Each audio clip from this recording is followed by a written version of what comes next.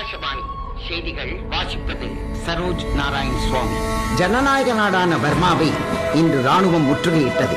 ராணுவ தளபதியின் ஆணையின் பேரில் பிரதம மந்திரி கைது செய்யப்பட்டார். பர்மாவில் ராணுவ ஆட்சி பிரகடனப்படுத்தப்பட்டது.